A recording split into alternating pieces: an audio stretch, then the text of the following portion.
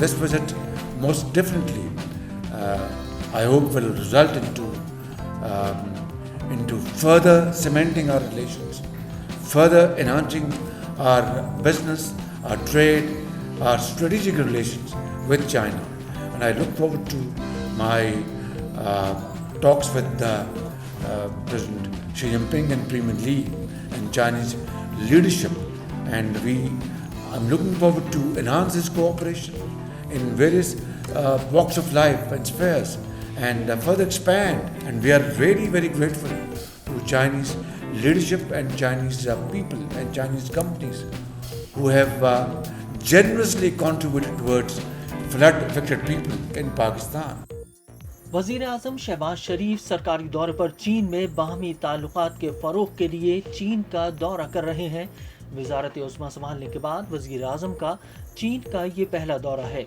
वज़ीर आज़म शहबाज शरीफ के हमरा वफ़द भी है। दौरे में चीन के सदर शी जिनपिंग से मुलाकात करेंगे। पाक चीन वज़ीर आज़म के दरमियान वफूद की सतह पर मुज़ाकरात होंगे। दोनों ममालिक के कायदीन स्ट्रेटेजिक कोऑपरेशन पार्टनरशिप का जायजा भी लेंगे। मुलाकातों और इजलासों में इलाकाई और आलमी सतह पर सूरत हाल पर भी तबादला ख्याल होगा। दोनों ममालिक के दरमियान वसीतर दो तरफा ताउन के एजेंडे पर पेशरफ्त मुतवक्के है। दौरे के दौरान मफाहमत की मुताद्दिद याददाश्तों और मुआहदात पर दस्तखत होने का भी इम्कान है। दौरे से चीन पाकिस्तान इक़्तिसादी राहदारी की रफ्तार मजीद बढ़ने की तवक्को की जा रही है। वज़ीर आज़म शहबाज शरीफ ने ट्वीट में कहा कि बीजिंग के लिए रवाना हो रहा हूँ। पाकिस्तान चीन दोस्त और शराकतदार के तौर पर साथ खड़े हैं। चीनी क़यादत से मुख्तलिफ मामला समेत सी पैक पर बातचीत होगी। सी पैक का दूसरा मरहला समाजी और इक़्तिसादी तरक्की के एक नए दौर का आगाज़ होगा। चीन की मुआशी हिकमत अमली से बहुत कुछ सीखा जा सकता है। सी पैक मंसूबा हमारे लोगों का मेयार ज़िंदगी बुलंद करेगा।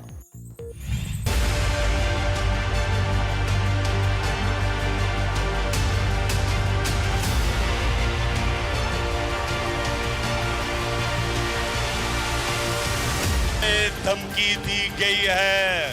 मेरे पास जो ये खत है ये सबूत है। बैनुल-अक़वामी दुनिया है, इंटरनेशनल वर्ल्ड है, दुनिया के ममालिक है, वो पाकिस्तान को साइफर भेजने से आज डर रहे हैं कि उनको पता नहीं है। वो कहते हैं कि हमें ये पता नहीं है कि इस साइफर के साथ क्या होगा। इसके मिनट्स तब्दील करके इसको साजिश बना दिया जाएगा। Said many times now, including in this briefing room, that there is no truth to these allegations. We won't let propaganda, we won't let misinformation get in the way of an important bilateral relationship, including our valued bilateral partnership with Pakistan.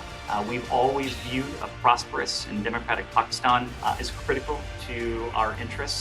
That remains unchanged. Pakistan elections have not yet been scheduled, but we support the peaceful upholding of constitutional and democratic principles, not just in Pakistan, around the world. These are issues that we discuss with all of our partners around the world. America ने साजिश से इमरान खान की हुकूमत गिराने का दावा एक बार फिर मुस्तरद कर दिया। तर्जुमान अमरीकी महकमा खारजा नेड प्राइस ने प्रेस ब्रीफिंग के दौरान साजिश के जरिए इमरान हुकूमत गिराने के दावे के सवाल पर कहा, प्रोपेगेंडा को ताल्लुकात की राह में नहीं आने देंगे। पहले भी कह चुके हैं कि इन इल्जामात में कोई सदाकत नहीं। उनका कहना है कि गलत और झूठी इतलात के जवाब में दुरुस्त मालूमात दे सकते हैं। तर्जुमान ने कहा कि खुशहाल पाकिस्तान अमेरिका के मफाद में है। उन्होंने कहा कि जानते हैं कि पाकिस्तान में इंतखाबात की तारीख नहीं दी गई, पुरअमन आईनी और जमहूरी इख्तिदार को बरकरार रखने की हौसला अफजाई करते हैं। उनका कहना है कि ऐसे मसाइल पर तमाम पार्टनर्स के साथ बातचीत रहती है। पाकिस्तान और अमेरिका के दरमियान देरीना शराकतदारी की कदर करते हैं। उन्होंने मजीद बताया कि हालिया दिनों में दोहा में तालिबान के साथ दोबारा बातचीत हुई, जिसमें अमरीकी तहफ़्फ़ुज़ात के बारे में उन्हें बताया गया। उनका कहना है कि दोहा मुआहदे में तालिबान ने यकीन दिलाया कि वो दहशत गर्दों को पनाह नहीं देंगे। सदर जो बाइडन वाज़ेह कर चुके हैं, अफगानिस्तान में खतरे से निपटने की सलाहियत बरकरार रखी जाएगी। आलमी मालियाती फंड IMF की जानिब से पाकिस्तान से डू मोर का मुतालबा किए जाने का इम्कान है। ज़राए के मुताबिक पाकिस्तान और IMF के दरमियान मुज़ाकरात आइंदा माह से होंगे। मुज़ाकरात में नवी इक़्तिसादी जायज़ा पर बातचीत होगी।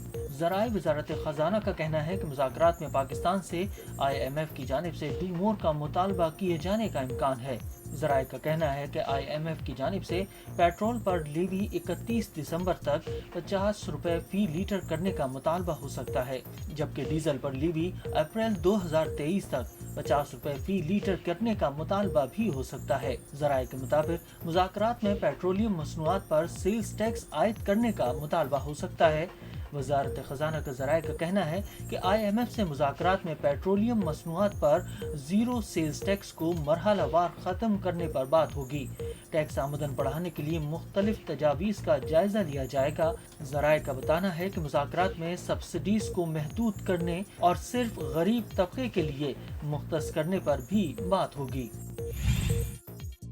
بلوچستان میں سیکورٹی فورسز نے دہشت گردوں کے خلاف آپریشن کیا، جس کے نتیجے میں 4 دہشت گرد ہلاک ہو گئے۔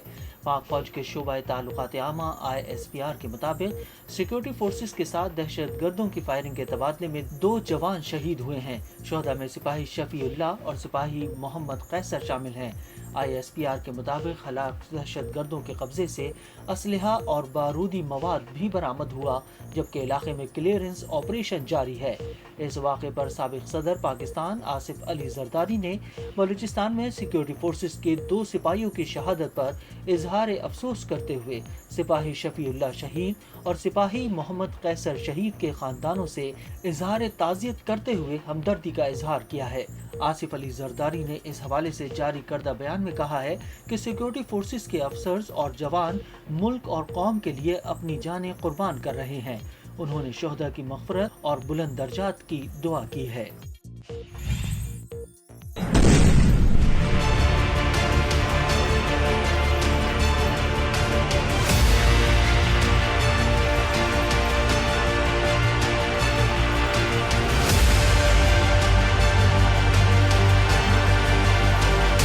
Russia would be making an incredibly serious mistake for it to use a tactical nuclear weapon. I'm not guaranteeing you that it's a false flag operation yet, don't know, but it would be a serious mistake. Ukraine کے دارالحکومت کیف اور بعض دیگر شہروں پر missile حملے۔ Ukraine کے وزیر داخلہ اینٹی گراشچینکو نے ٹویٹر پر جاری ایک بیان میں ماسکو پر الزام عائد کیا کہ اس کی فورسز نے کیف سمیت متعدد شہروں کو 40 کروز میزائلوں سے نشانہ بنایا ہے۔ حملے کے نتیجے میں دارالحکومت کے ایک حصے میں بجلی اور بعض حصوں میں پانی کی ترسیل منقطع ہو گئی۔ مقامی میڈیا کے مطابق دھماکوں کی آوازیں زاپوریزا، کریوگارڈ، خارکیف اور اوڈیسا میں بھی سنی گئیں۔ حملوں کے حوالے سے روس کی جانب سے کوئی بیان سامنے نہیں آیا۔ امریکی صدر جو بائیڈن نے روس کا یوکرین کی بندرگاہوں سے اناج کی ترسیل کا معاہدہ معطل کرنے پر تشویش کا اظہار کیا ہے۔ امریکی صدر جو بائیڈن نے میڈیا سے گفتگو کرتے ہوئے روس کے اقدام کو اشتعال انگیز قرار دیا اور کہا کہ اسے بھوک کا سامنا کرنے والے افراد کی تعداد میں اضافہ ہوگا۔ روس نے اقوام متحدہ کے سیکرٹری جنرل انٹونیو گوٹرس کو خط لکھ کر آگاہ کیا کہ بحر اسود سے گندم کی محفوظ ترسیل کو خطرہ ہے۔ ماسکو سیکورٹی ضمانت کے بغیر گندم کی ترسیل کا معاہدہ غیر معینہ مدت کے لیے معطل کر رہا ہے، کیونکہ وہ تجارتی جہازوں کی حفاظت کو یقینی بنانے سے قاصر ہے۔ دنیا بھر میں درآمد ہونے والی گندم کا 30% روس اور یوکرین پیدا کرتا ہے۔ واضح رہے کہ یوکرین سابق روسی فیڈریشن کا حصہ تھا۔ سرد جنگ کے خاتمے کے بعد روس کی مضبوط فیڈریشن کئی ٹکڑوں میں تقسیم ہو گئی۔ روس سے آزادی حاصل کرنے والی ریاست یوکرین کے صدر ولادیمیر زیلنسکی کو آزاد مبصرین مغرب نواز بھی قرار دیتے ہیں۔ بظاہر انہوں نے یوکرین کو مغربی اتحاد نیٹو کا حصہ بننے کے لیے درخواست بھی کی تھی۔ روس کو یوکرین کے اس فیصلے پر شدید ترین تحفظات تھے۔ بالآخر روس نے یوکرین پر حملہ کر دیا اور یوکرین کے کئی علاقوں پر قبضہ کر لیا، اور روس نے یوکرین کے تسلط میں لیے گئے 4 علاقوں کو آزاد ریاست تسلیم کر لیا۔ روس ان حالات میں امریکہ اور اس کے مغربی اتحادیوں کی جانب سے یوکرین کو جدید ترین ہتھیاروں کی فراہمی اور مالی معاونت پر شدید اضطراب میں مبتلا ہے۔ یہ افواہیں، یہ خبریں بھی عالمی میڈیا میں گردش کر رہی ہیں، اور یہ سوال اٹھ رہا ہے کہ کیا روسی صدر پیوٹن کی جانب سے چھوٹے ایٹمی ہتھیاروں کا استعمال بھی ممکن ہے؟ BBC نے روس یوکرین جنگ کے تناظر میں ایک آرٹیکل کی ہیڈ لائن یہ لکھی: یوکرین کی اپنے آسمان کو کنٹرول کرنے کی جنگ اس بات سے اندازہ لگایا جا سکتا ہے کہ یہ جنگ دور حاضر کی سب سے جدید جنگ ہے۔ ٹیکنالوجی کے اس دور میں یوکرین کی سرزمین پر روس اور امریکہ اپنے مفادات کے لیے جدید ترین ہتھیاروں کا استعمال کر رہے ہیں، مگر افسوس اس بات پر ہے کہ کس قسم کے لوگ ہیں جو جنگوں میں بے گناہ افراد کی ہلاکت کو جنگوں کا حصہ سمجھتے ہیں۔ سوال یہ ہے کہ اقوام متحدہ اور امن کے علمبرداروں نے اس خونی جنگ کو روکنے کے لیے کیا اقدامات اٹھائے؟